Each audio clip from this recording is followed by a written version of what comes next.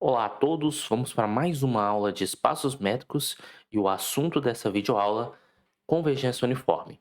Então, para ilustrar a importância desse assunto, vamos considerar o seguinte cenário, né, a seguinte situação. Nós vamos considerar fn uma função que vai de 0 a 1 em R, uma sequência de funções, onde para cada n você vai definir a função x elevado a n. Então, vamos primeiramente desenhar o gráfico dessas funções para poder ilustrar que tipo de fenômeno nós estamos interessados em estudar. Vale a pena observar que, como o nosso domínio está restrito no intervalo de 0 até 1, note que, independente do valor de n, quando você substitui o x por 0, o y é 0, e quando você substitui o x por 1, o y é 1. Então, todas as funções fn's passarão por esses dois pontos. Então, por exemplo, para n igual a 1, você vai ter, na verdade, uma reta, né? Perdão aqui. Para n igual a 1, você vai ter uma reta. Para n igual a 2, você já vai ter um arco de parábola, né? Já que o domínio está restrito. Para n igual a 3, note que você vai ter um comportamento mais ou menos assim, que é um comportamento de uma função cúbica, mas acho que tá claro qual vai ser a nossa intuição. A expectativa é dizer o seguinte, que a nossa fn ela vai convergir para uma função f, aonde essa função f, a f de x, ela vai ter a seguinte característica.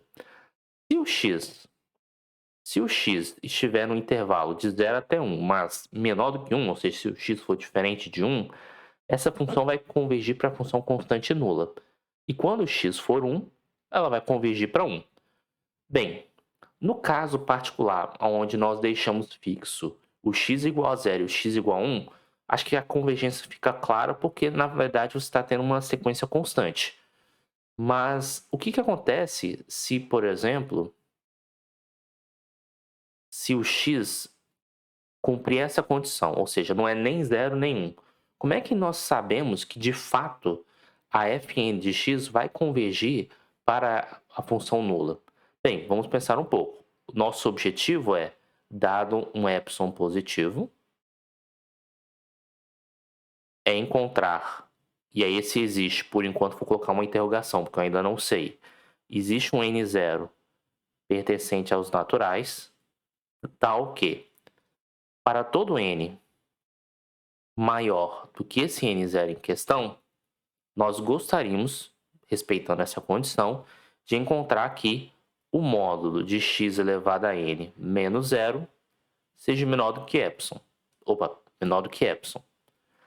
Isso aqui eu posso traduzir simplesmente sabendo que o x é positivo, que é x elevado a n menor do que epsilon, e a grande pergunta é, a partir de qual n0 eu posso garantir essa condição? Vamos pensar um pouco. Então, eu gostaria de encontrar algum índice, n, de tal modo que isso aqui fosse verdadeiro. Eu vou colocar n0 por enquanto, para justamente tentar pensar assim, a partir de qual valor de n0 eu garanto que essa informação é verdadeira. Então, seria muito legal o seguinte, primeira coisa, para facilitar o nosso raciocínio, vamos deixar o x fixo. Então, fixar x. Então, a primeira coisa é isso, vamos fixar o valor de x. Então, de alguma maneira, seria bom eu garantir que esse x elevado a n0 é menor do que epsilon. Então, vamos lá. Eu posso pensar da seguinte maneira. X elevado a n0. Bem, lembre-se que o nosso x ele é um número menor do que 1.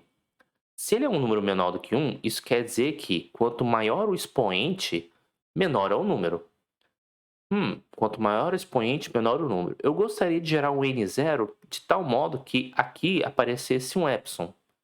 Bem, eu posso pensar da seguinte maneira, que esse número, e eu posso reescrever esse epsilon usando o logaritmo. Então, eu posso escrever assim, como o logaritmo de epsilon na base x, e aí eu tenho que tomar alguns cuidados, mas vamos pensar um pouco. E só que aqui nós temos uma limitação, porque isso você modificou o valor de epsilon. Então, que tal colocar esse log como expoente? Então, escrever assim, x elevado a logaritmo de epsilon na base x. Porque agora esse resultado aqui é exatamente o epsilon. Lembra aquela história que eu comentei? como x ele é menor do que 1, quanto maior é o expoente, menor é o número. Então, nesse caso aqui, como nós estamos nesse cenário, quanto maior o expoente, menor o número, se eu tomo, por exemplo, n0 maior do que esse logaritmo de epsilon na base x, eu consigo garantir que para todo n maior do que n0, x elevado a n é menor do que epsilon. Daqui a pouco até nós vamos provar isso. Só tomar cuidado que como é que eu posso garantir que esse número é um número positivo? Bem, sabendo que ele é positivo, eu consigo tomar um natural que seja maior do que esse número positivo. Mas isso é um pouco claro porque eu posso reescrever esse logaritmo como ln de epsilon, e aí eu vou até colocar epsilon sobre 2, isso vai ter um porquê daqui a pouco, dividido por ln de x. Note que, de novo, sem perda de generalidade, até mesmo para tirar o preciosismo, vamos supor epsilon menor do que 1, já que nós podemos supor um epsilon pequeno. Porque se o epsilon for maior ou igual a 1, qualquer n serve, né? Qualquer n0 serve. Agora, se o epsilon é menor do que 1, esse número aqui é negativo. Só que o ln de x também é negativo, porque o x é menor do que 1. E aí negativo com negativo fica positivo. Então, vamos lá. Se eu tomar, por exemplo, esse n0, tome um n0. Tome um n0, um número maior do que o logaritmo de epsilon sobre 2 na base x, sabendo que esse número é positivo, x elevado a n, bem, ele vai ser um número menor ou igual, isso supondo para todo n maior do que n0, então nesse caso vai ser menor estrito, né, porque a função é monótona, então x elevado a n é menor do que x elevado a n0, só que x elevado a n0, ele vai ser menor, porque quanto maior o expoente, menor é o número, x elevado ao logaritmo de epsilon sobre 2 na base x, e isso, por sua vez, é igual a epsilon 2, que é menor do que epsilon. Então, o que nós acabamos de garantir? Se nós tomarmos um n0 maior do que esse número, para todo n maior do que n0, x elevado a n vai ser um número menor do que epsilon. Note que, beleza, então o que nós acabamos de garantir? Que fixado o valor de x dentro do intervalo de 0 até 1, o x elevado a n converge para 0. Mas note que a escolha do nosso n0 dependeu do valor de x. E aí, uma grande pergunta que nós podemos fazer é: será que nós somos capazes de escolher um n0 de tal modo que esse n0 não dependa do valor de x? E a resposta para essa pergunta, dentro do intervalo de 0 até 1, é não. Não é possível. Até porque, lembre-se o seguinte, isso a gente vai provar daqui a pouco. Nós temos que x elevado a n é uma função contínua independente do valor de n. Isso aí a gente já sabe.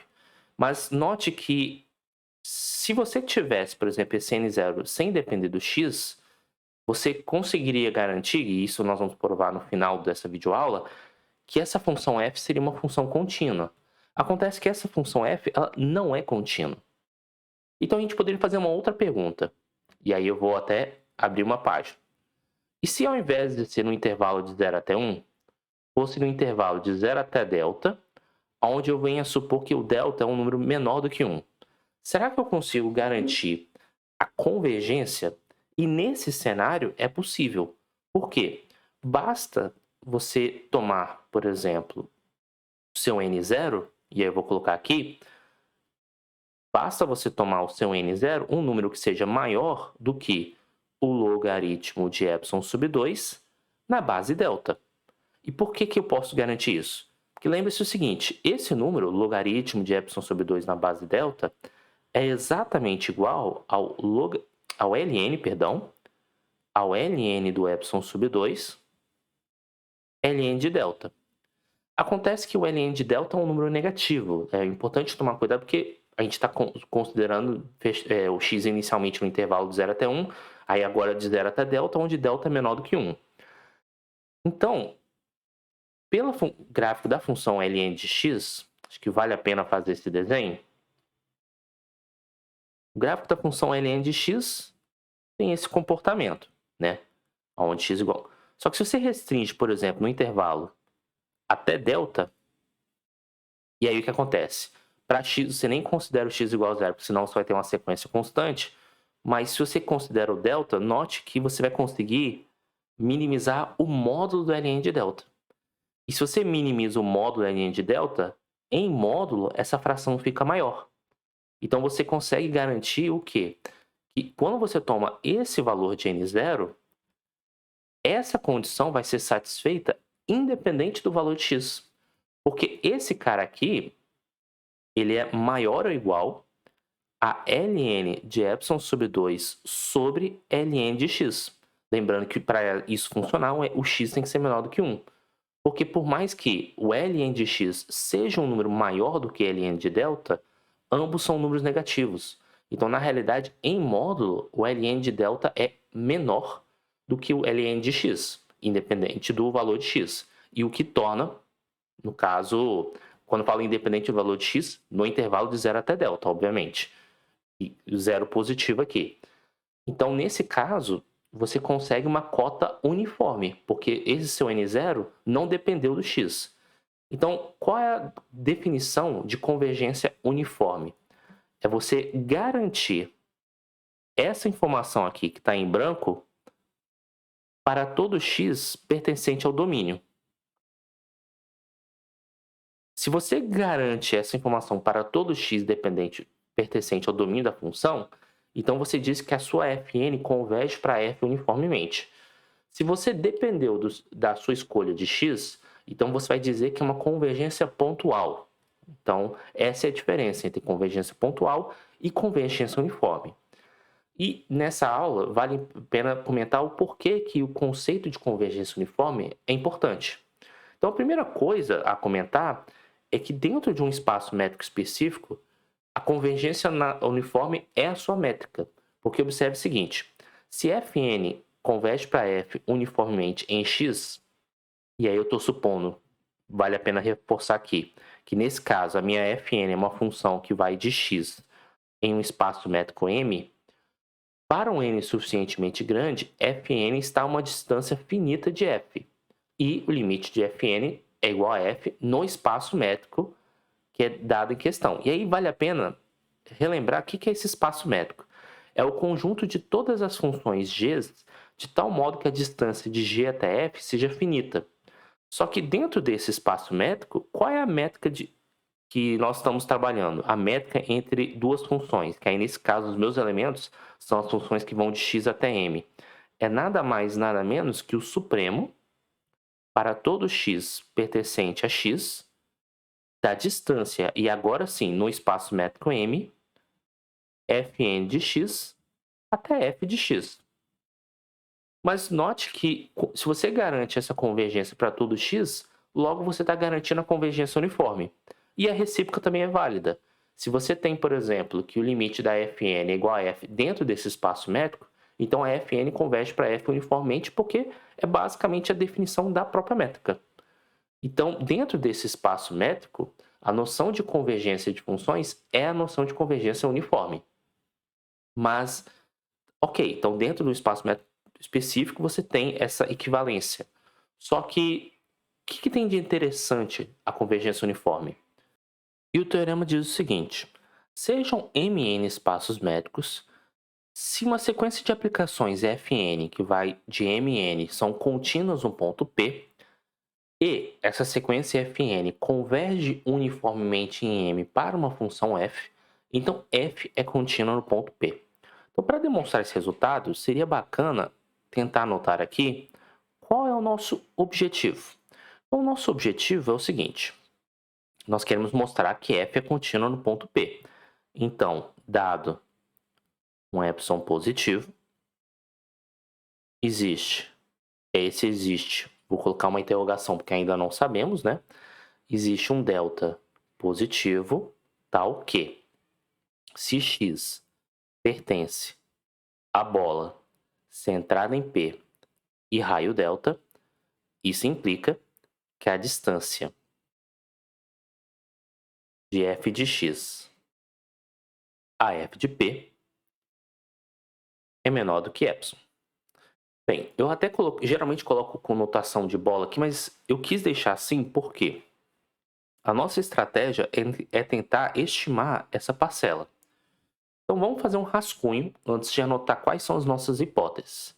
Então, eu tenho aqui a distância de f de x até f de p, e eu quero de alguma maneira limitar por coisas que eu sei controlar. Então, pela desigualdade triangular, a primeira coisa que nós podemos fazer é o seguinte: isso aqui é menor do que a distância de f de x, e uma coisa que está relacionada com f de x é o próprio fn de x. Então, eu posso dizer que ele é menor do que fn de x, mais. Aí eu colocaria a distância de fn de x até p. Só que o x e o p não estão bem relacionados, afinal de contas, vocês estão com duas funções diferentes. Aí eu aplico a desigualdade triangular novamente. Então, isso aqui vai ser menor do que fn de x por fn de p. E agora sim, mais, eu coloco mais aqui, distância de fn de p até f de p. Então, note que, referente a essa parcelinha aqui e a essa parcela aqui, nós podemos usar a hipótese que a fn converge para f uniformemente. E essa informação aqui, nós podemos usar o fato da fn ser contínua em P. Então vamos lá. Então vamos relembrar as hipóteses. O fato de fn convergir para f uniformemente te permite dizer o seguinte: que dado, opa, que dado um epsilon positivo, existe um n0 pertencente aos naturais, tal que, para todo n maior do que n0, você vai ter que a distância de fn de x até f de x é menor do que epsilon para todo x pertencente ao espaço métrico M. Na realidade, a nossa intenção é garantir que essa parcela seja menor do que epsilon. Então, seria legal colocar menor do que epsilon sobre 3, menor do que epsilon sobre 3 e menor do que epsilon sobre 3, já que esse epsilon é dado, né? Então, vamos fazer isso. Então, vou chamar inicialmente isso aqui de epsilon 0. Então, esse cara aqui é um epsilon 0. E depois, nós vamos tomar, já que esse epsilon 0 é dado, eu vou tomar esse epsilon 0 como epsilon sobre 3. Na verdade, já vou até colocar aqui logo para ganharmos tempo. Então, nesse caso, eu vou querer que o meu epsilon 0 seja o epsilon sobre 3. Então, vamos fazer isso logo? Então, isso aqui vai ser epsilon sobre 3. Bem, em particular, porque como isso é válido para todo x no espaço métrico M, isso também é válido para o caso particular onde x é igual a p. Então, a distância de fn de p até f de p é menor do que epsilon sobre 3. Agora, a nossa segunda hipótese, ela diz o seguinte, que a fn é contínua em p. Então, isso significa o quê? Que dado um epsilon positivo, dado um epsilon positivo, existe um delta que, a princípio, depende de n. Então, eu vou colocar aqui um delta n positivo, de tal modo que, se x pertence à bola centrado em P e raio ΔN, isso vai implicar que a distância... Deixa eu só... uma correção... Isso, porque estou querendo que Fn é contínua em P. Então, isso vai implicar que a Fn de P, a distância, né, entre a Fn de P e Fn de x, não, deixa eu colocar até assim, Fn de x e Fn de P, é menor, e eu já vou colocar epsilon sobre 3, usando a mesma lógica. Só que aí temos um problema, porque esse ΔN, a princípio, ele depende do n, porque para cada n você tem uma função diferente. Então, o que nós vamos fazer? Já que o nosso objetivo ele não pode depender do n, e nós temos essas três condições, e que tal eu considerar para todo n maior ou igual a n0? Então, essa condição ela é verdadeira no caso particular onde n igual a n0.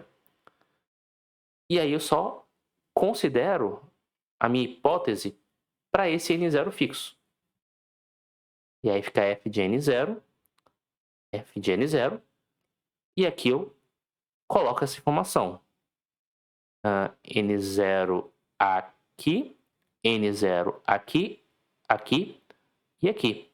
Então, vamos lá. Dado um epsilon positivo, quem é o delta que você vai tomar? O delta positivo que você vai tomar é o que cumpre essa condição aqui. Então, tomando este delta, você vai ter que esse cara é menor do que epsilon sobre 3. E, como aqui não depende, vamos dizer assim, do delta, não depende do x, essas parcelas são menores do que epsilon sobre 3 para n igual a n0. Logo, isso aqui vai ser menor do que epsilon. Então, o que você acabou de justificar? Dado um epsilon positivo, existe um delta positivo de tal modo que a distância de f de x a f de p é menor do que epsilon. Portanto, f é contínua em p. Então, uma demonstração bem clássica, assim, é uma técnica bem clássica. Espero que tenha ficado claro a explicação. E observe que a convergência uniforme, ela preserva a continuidade no ponto. E se vocês observarem no exemplo que nós trabalhamos aqui, nós temos que as Fn são contínuas. Mas o fato dela convergir não uniformemente, ela convergir pontualmente, gerou uma descontinuidade em x aqui nessa função, em x igual a 1. Por que ela gerou essa descontinuidade? Porque essa convergência da Fn não é uniforme. Se fosse, seria contínua. Tanto é que, se nós restringirmos no intervalo de 0 até delta, como foi feito, converge para uma função nula uniformemente. Então, espero que tenha ficado claro essas ilustrações. Qualquer coisa, estou à disposição. E até a próxima.